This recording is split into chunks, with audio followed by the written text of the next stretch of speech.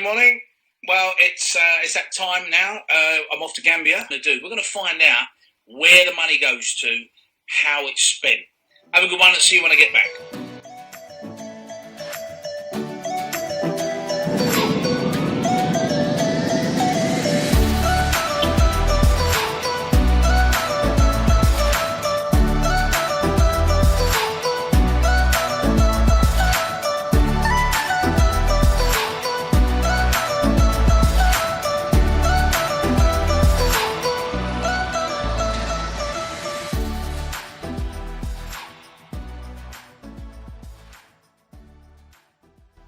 We got talking and they said, oh, what do you do for a living? And I said, oh, I'm a teacher. And so they were like, oh, teacher, great. They said, oh, you can come out and we'll start a school. And I was like, oh, come on. I'm a teacher, like a normal teacher, like you have children sat in front of you, you teach English and maths and things, you don't start schools. But I think, really, I mean, I was too young and stupid to know that was a ridiculous idea.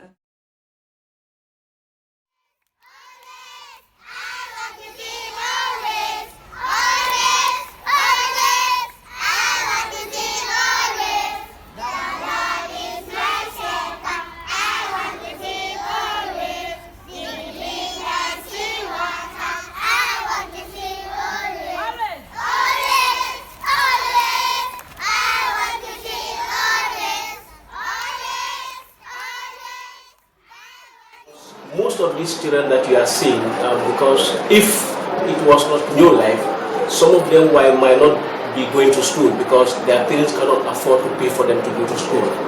So because of New Life came into being, so that was the reason why some of these children today, they were so much grateful of New Life because of what New Life did to them. After visiting the schools, we made a short journey across town to Kotu Silo.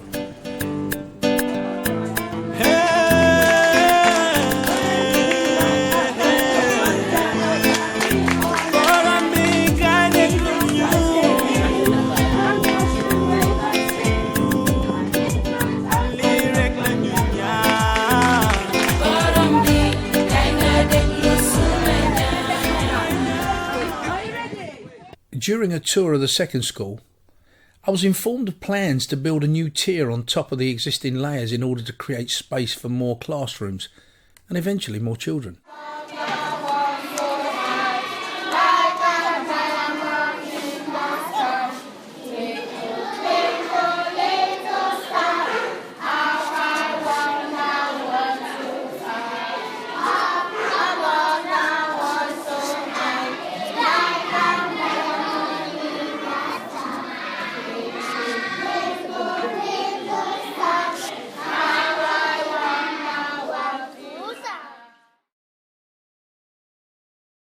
After walking around the village with the residents, I was truly lost for words. The conditions in which these people had to eat in, sleep in and live in are just shocking.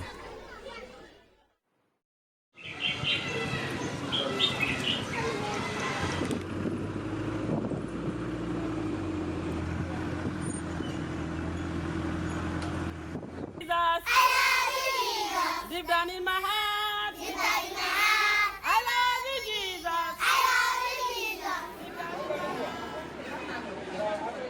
The following morning we returned to the schools, and this time I was able to sit down and talk with some of the teachers and former students. And we just want to thank you for that. Like, Yes, the for the love we sponsorship. share, like, right now, it's nice. Had it been that they didn't step in we would have been illiterate like our parents.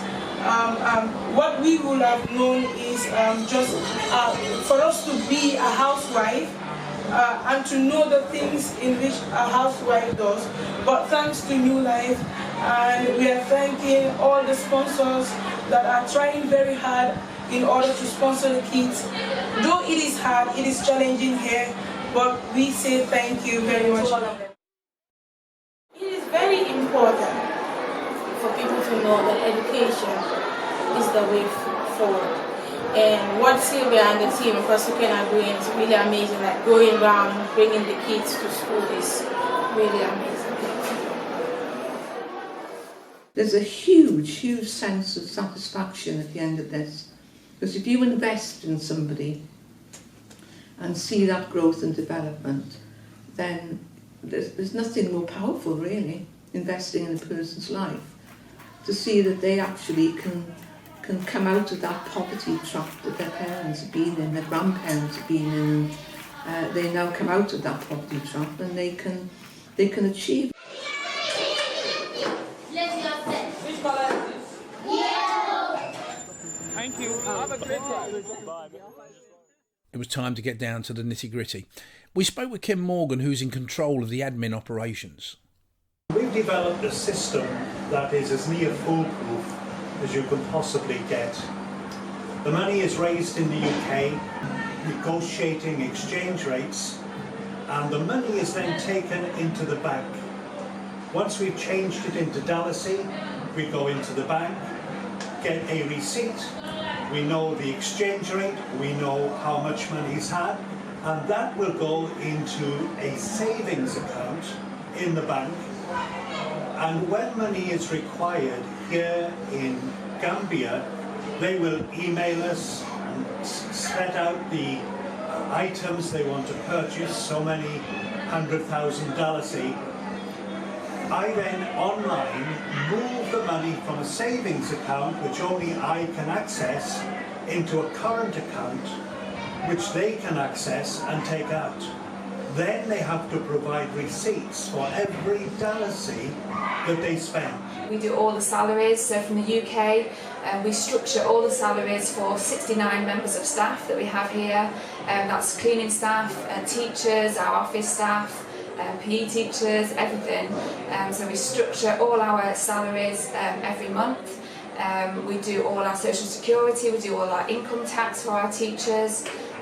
We pay everything monthly through cheques and cash that is accounted for by receipts.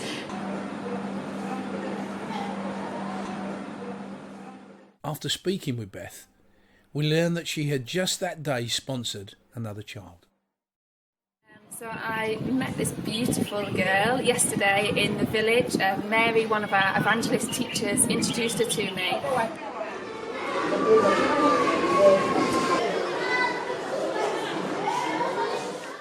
I'm just going to keep this recorded. So yeah, ask her, how does she feel about being sponsored? So legi mu ne legi fu mu nekk ni dañu la sponsor legi naka nga mel nga kontaan da so she's happy. She's happy? So where is she going to live? If mu ne legi fo nekk fo dëkk fii nii da nga am fii feneen fi nga dëkk da nga am fële rek si ñoom Zulay foofu to a relative, some relative. Okay. Well, what was she doing before? Was she in another school or? So mu ne léegi comme yow fii musuloo dugga school te du musuloo dugga, she never been to school. Okay. How old is she? Léegi ñaata at nga am? We am 13 years. So it was really interesting because these kids that started also the New Life Children's Center also become bigger, and some of them are now teachers, some of them are now pastors. Like Bernard, I could remember, I used to teach Bernard, I used to teach Melvin.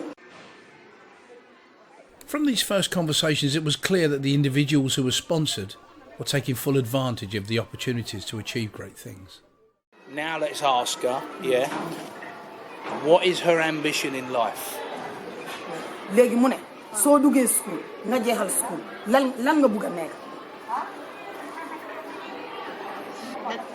doctor. She want to be a doctor.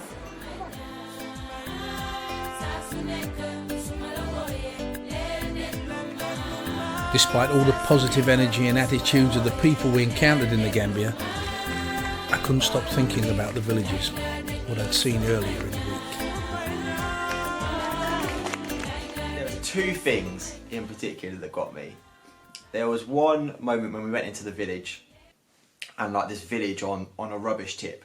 And to be honest, the rubbish tip sucked, that they live on that, but that wasn't the bit that got me. There were two girls in particular, one in my right hand, one walking holding my left hand. And the one walking holding my right hand, she went to school at New Life Children's Centre. And she showed me around, she kind of could point out her house, I could have a real conversation with her. And it was like she was taking time to care for me and show me around where she lived, and like the level of conversation I could have with her was normal, like you'd expect to have with, she was about 8 or 9 years old. There was another girl in my left hand, same age, like about the same height, she wasn't in school, and all the conversation I could really have with her was she kind of made noises because she didn't speak English, and smiled. She was a lovely girl, but you just saw the massive difference that education makes to their lives. The contrast between the experience of the girls there in the Gambia and the experience that I observe in the school that I work in, and the difference in how that age group interact with education and really engage with education. And our kids here in this country, they have so many opportunities once they leave education, whereas the girls there and the boys, what are their opportunities? What opportunities do they have? And I guess it just really brought that home to me, that education is so important for the people in the Gambia, for the girls and the boys there. It's so important because that's the key to them being able to actually access so much more in life. What would you say to somebody who was thinking about sponsoring? Do it, absolutely do it. My eldest son, when he was 15, was able to go out and visit the project. So not only was he involved with making the choice and sponsoring, but he was then able to go out and visit the kids and see it for himself, and it all made sense. And he was able to say, I've had a part to play in that. So definitely sponsor a child and get involved with the charity. Just a couple of Starbucks coffees, we can make such a difference to those children's lives. It's so easy. And then, you've also got the chance to go out and meet them, which is, they're not miles and miles away. You can actually get out there, meet them, see your sponsor child, meet their families. It's just amazing. But I sat down with Fidel and I was like, oh, Fidel, we sponsor you to go to school here. And he's like, oh, he's really young. He's about 8 years old and looks about 6 years old. So I don't know if he fully gets that we sponsor him. But when we were chatting to him, I was like, we sponsor you to go to school here. We love you. You're a part of our family. Like, we pay for your education. He's like, oh. I was like, I want to show you pictures of my son and my family. Showed him all that. I was like, can we take a video? And he sat down. I was like, right, say this in at the camera. He's like, hello, Caleb. Hello, Hannah. Hello, Gracie. And saying hello to all the family and stuff. And I was like, right, I've got a present for you. Do you want it? And he's like, so I just put him down for a minute and go and get the football. And then just this moment of going to give him the football. That was like, this was the only point in Gambia that I nearly cried. That I actually had to hold back the tears. Because it was like, this kid, he actually felt a part of our family because he was real. I travelled to the Gambia with an open mind. And I'll be honest, I was unsure as what I would find, knowing how some of the charities back in the UK operate. And you know what? I can sit here today and I can guarantee you that the NLCC are a trustworthy group of people, and everything you give them, no matter how little or large, goes exactly where it should go.